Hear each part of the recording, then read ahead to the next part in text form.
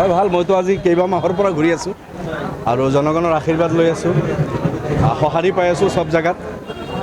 বাঘবৰ এলেকা সত্ৰখণ্ডৰা হওক, বাঘবৰ হওক, বামুৰা হওক, আজি ময়নগুৰিৰ পৰা আহিলোঁ। যোৱাকালি বিভিন্ন ঠাইত ঘূৰিছোঁ, জনীয়া ZPC এলেকাত, আজি চটলা ZPC এলেকাত বিভিন্ন ঠাইত ঘূৰিলোঁ। আৰু আহি জনতা গাঁও পঞ্চায়তৰ যিটো আমাৰ নিৰ্বাচনী কাৰ্যালয়, এইটো আমি উদ্বোধন কৰিলোঁ। আপোনালোকে দেখিছে কিমান সংখ্যক লোক। তো জনগণৰ বহুত সঁহাৰি পাইছোঁ, আশাবাদী নিৰ্বাচন বহুত ভাল হ'ব ইনশাআল্লাহ। কৰিব, কেণ্ডিডেট যিসকল আছে তেখেতসকলে নিজৰ নিজৰ কাম কৰিব, নিজৰ নিজৰ প্ৰচাৰ কৰিব। আমিও আমাৰ ষ্টাইলত কৰি আছোঁ, তেখেতসকল ষ্টাইলত কৰিব।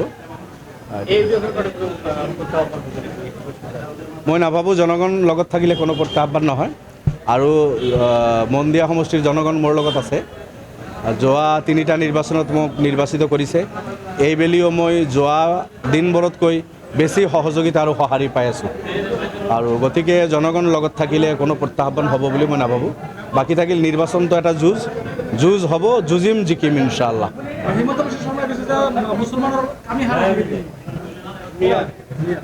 চাওক, তেখেতে চৰম সাম্প্ৰদায়িক এজন ব্যক্তি।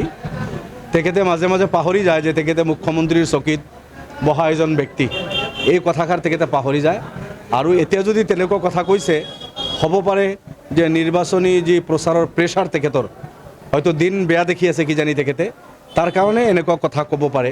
এজন মুখ্যমন্ত্ৰী হৈ মুছলমানৰ কামিহাৰ ভাঙি দিম, অমুক কৰিম, তমুক কৰিম, এই কথা বতৰাবিলাক শোভা নাপায়।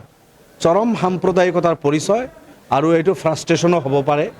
গতিকে মুখ্যমন্ত্ৰীক মই কৈছোঁ যে আপুনি এই চব কথা বাৰ্তা পৰিহাৰ কৰি আপুনি অলপ সুস্থ মস্তিষ্কেৰে কথা কোৱা ভাল।